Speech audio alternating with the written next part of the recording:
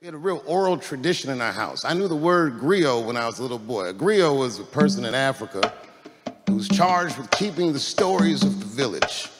Everyone would tell a griot the stories, and they would remember them all so that they could tell future generations. And when they got old, they'd tell them to someone else.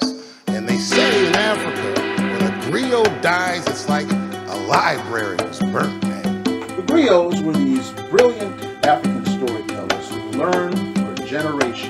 The father, the son, the mother, daughter, and so forth. The stories of their people, their kings, their lands, etc., and so forth. In order to instruct others, they would have these huge sessions where they would sit around and pass these stories down and instruct people and so forth. And the griot is the man who sits down there, who knows the history, who knows every single story that is important, relevant for that kingdom.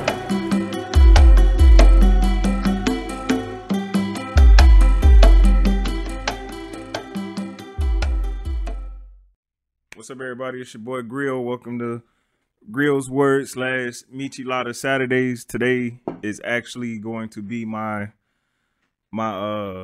last day for a good little while.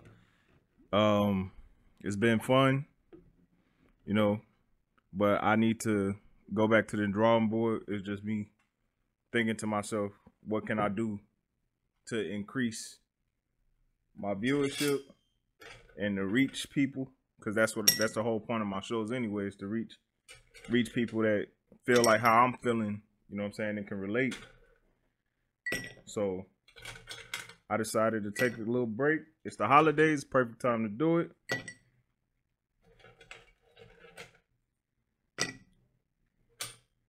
And then I'll come back. So I ain't going nowhere. This ain't bye. This is a see you later episode.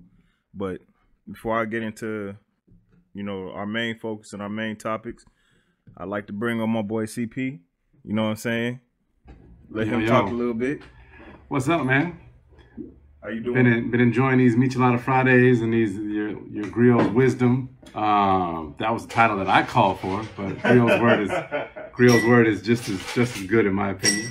I just want to get normally on your Michelada Fridays. It's Saturday today, if y'all didn't know, but y'all don't have to know. We're gonna combine the two. We'll do a little combined session. Yeah, I'll be all right. Yeah, y'all be all right. Exactly. The reason why we didn't do a Michelada Friday, just so everybody can know, is I was unavailable. And I was unavailable because I got stuck at my 9 to 5. And I just want to get on here and just kind of pick Griot's brain on this and just to get his word on the fact that how you feel about people in general at your job, in life, let's say in life, that just don't put in their due. You know what I'm saying? I got stuck at work. And I like everybody at my job. Let's be real. I like there's, I think, 30 people on my team. I don't have any problems with any of them. I like my manager. I like her boss. I like what I do. But generally speaking, people's work ethic just ain't the same. It's not the same. They don't, you know, it was Black Friday. It was the day after Thanksgiving. A bunch of people took off. They took off and they left pending things. So if you weren't off and shit needed to get done, you know, you basically was going to cover them on the back end. You know, and so my thought process, and I used to be a manager at my last company, and I stepped away from that because it wasn't something that I felt I wasn't getting work-life balance, so I couldn't do it anymore. And what I found is that a lot of people just don't have that same work ethic, right? They don't want to put into it 100%, 150%. They want to put in just what they can, and it's holiday, so peace out, I don't care, type of thing. So to me, that's not how I grew up. You know, I grew up with moms that basically single mom, 2 kids. She worked constantly to cover all the bases. You know what I'm saying? And it was just that she instilled in us that if you work hard, you know, you'll get to where you need to get, yada, yada, yada. And I feel like that is true. I don't feel like that's not true. But I also feel like in general, people don't have that old school work ethic no more. And I just want to get your word on that, man. I got to know, because I had to gripe, because I'm just like, I'm sitting here, I'm doing my thing. I'm trying to be, you know, good worker. And it's like, you just get a slap in the face for that, you know? I definitely understand that. Here you go, bro. Thank you. Thank you. And coming from, you know, any workplace, what I've learned is you're never gonna have a, let me rephrase that, I'm sorry, y'all. It's hard to find a group of people with the same work ethic, or at least willing to put in the same amount of effort. You're always gonna have those couple people that hold that work center together. And when you are one of those people, it's hard to do, because in our heads we're like, the job got to get done. Right. We have to do it. We want to make sure it's done right the first time, so we don't have to come back and we have to redo it, because nobody likes doing extra work to fix a problem. Right. When it could have just been done right the first time. But when that happens, there's a learning lesson.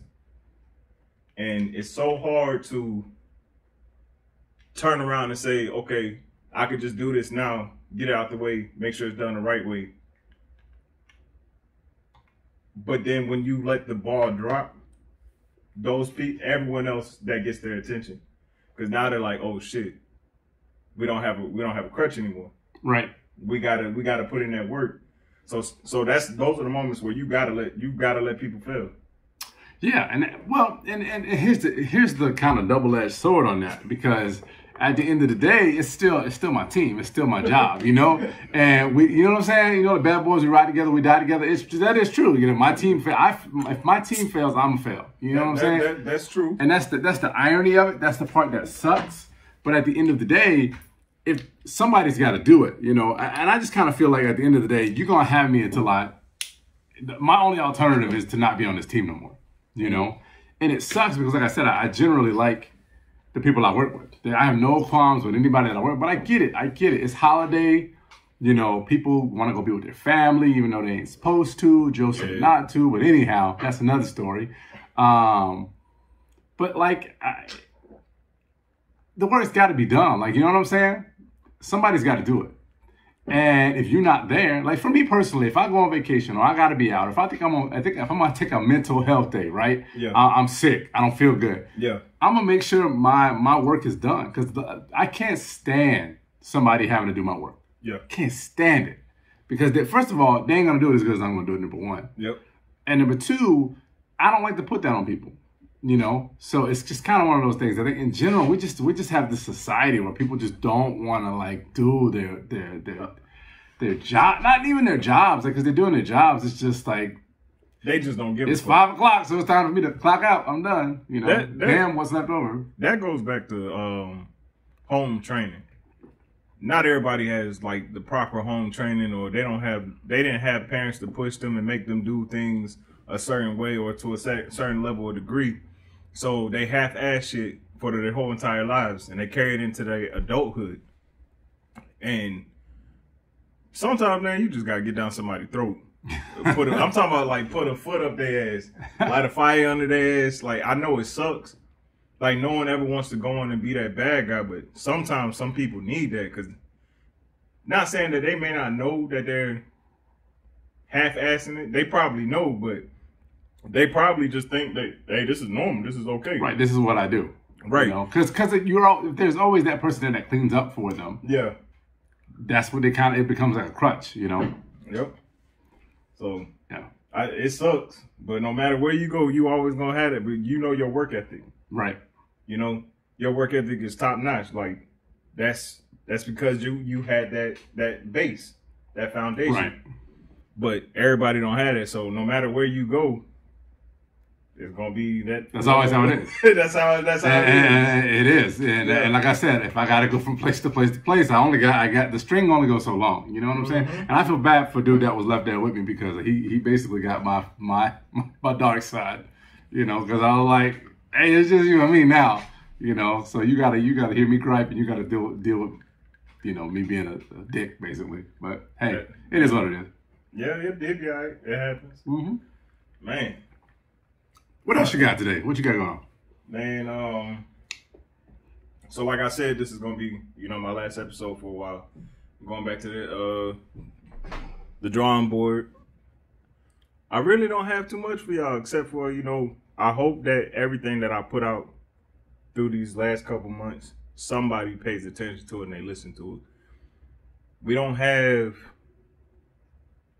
a lot of people willing to tell you the right thing or tell us the right thing. We only have a couple of them, and in 2020 we losing a lot of them. You know, so even if you watch this and I don't know you, I care about your well-being. That's all I can say. Everybody ain't gonna care about your well-being. I know y'all gonna pay attention to like Love and Hip Hop and Black Ink and all these other shows where they, you know what I'm saying, you're a consumer and you're not getting nothing from it but ratchetivity, and that's cool if that's what you want, but we got to do better than that, man. So if you hungry and you want some type of fulfilling knowledge that can help you out, when I come back, tune in. If not, that's cool. But I wish well for everybody, you know. I did, before you close out, I did want to get you to comment on the fact that your boy in 45 finally did concede, sort of. You were talking about that your last couple episodes, so I can't let you sign off without talking about him finally. He's still griping, but at least now things are moving. I read the article. He didn't concede. No. A concede is saying, I lost. Yeah. Good job. I wish the best for you. You know, it's a concession would be good sportsman conduct. It would be showing that you are a gentleman, you have good values, good ethics, you have a moral compass and a core value of beliefs that you stand by. That's what a concession would have been, but we ain't seen it. So we probably won't. and we probably won't. Like he said, he don't want to leave the house. So I would not be surprised if I see somebody dragging somebody out. You know what I mean? Like that's what it's looking like. And I'm gonna be real honest with y'all. For everybody still running around with Trump flags and all of that. Okay. Goodbye. We got what? 50-something days, 57 days? January 20th. So yeah, that's about 50 days. In January, when I will be back, I'm probably gonna be a lot more jovial. You're gonna see me grinning ear to ear. Like I'm talking about, we in here. Yeah. This has been a very, very trying election and process for everybody. I know I'm not the only one that's feeling it. Like it literally felt like someone had a weight on my back. And afterwards, even though I was happy with the proceedings, right, I'm still sitting here like, man, when is this gonna be over? Because it's insane. Like the values that we live by and we're governed by is like literally at risk right now. Right. And we got other Americans throwing everything out the window just because they lost. You lost. Which there's always a losing side and always a winning side. This is a process we've been going through. Like, I don't understand.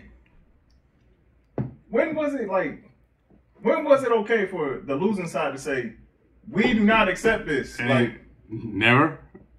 The foundation of our country is the peaceful transition of power. Yeah, you know what I mean. Like that separates us from the totalitarian countries and authoritarian countries and the dictatorships. And the dictatorships, yeah. Which we will not be, have not been, and well, we will not be ever again a dictatorship.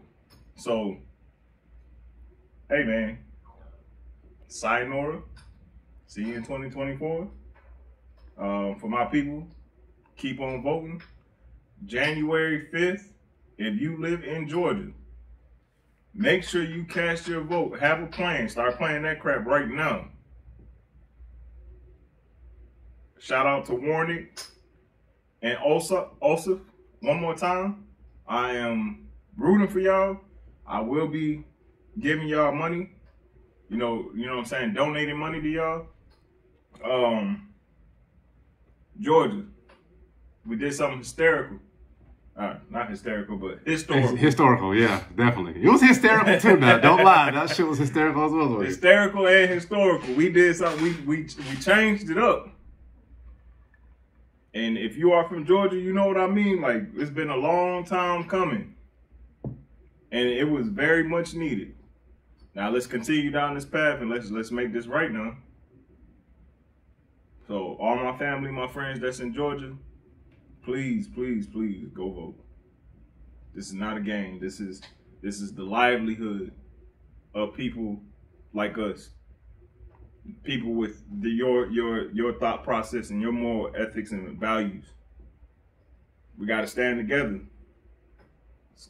The only way to do it is by being united. So y'all make sure y'all go vote. For those that don't know, that elections there'll be House representative elections in 2 years. Make sure that you do your research on candidates. Senate in 2 years. Yeah. Oh, yeah. Senate. Yeah. Yeah, Senate. Yeah. Make sure you go vote.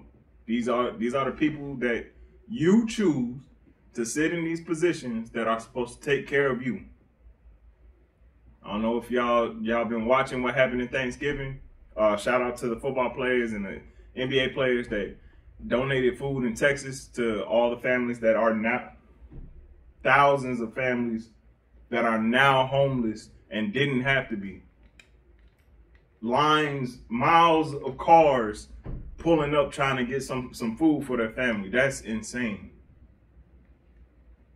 We live in America. It should never have to be that way. We got people like Bezos and freaking multiple billionaires sitting comfortable on islands,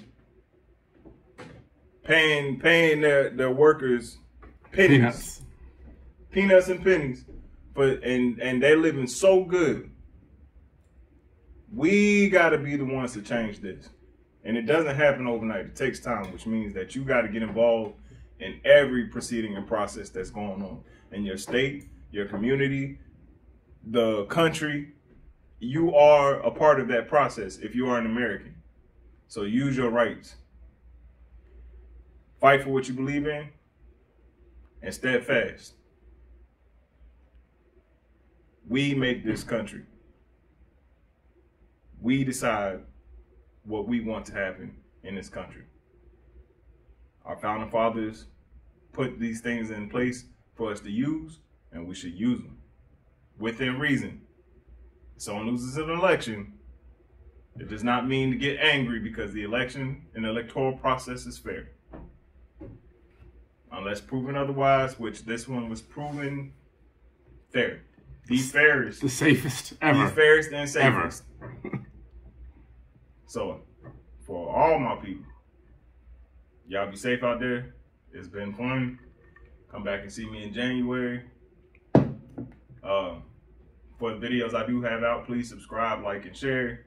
Yet again, I reiterate to share. If I got to say it 3 times. Right. Share. Help me out. You know what I'm saying? Like, share, subscribe. Thank you. Tell your mama, your brother, your daughter, your son. Everybody. Everybody. Your pastor. And you know what I mean? I would greatly appreciate it. But all my other people that do YouTube and y'all got stuff going on, I support y'all unequivocally. I'm just asking for a little support back. But until next time, y'all be safe. Peace.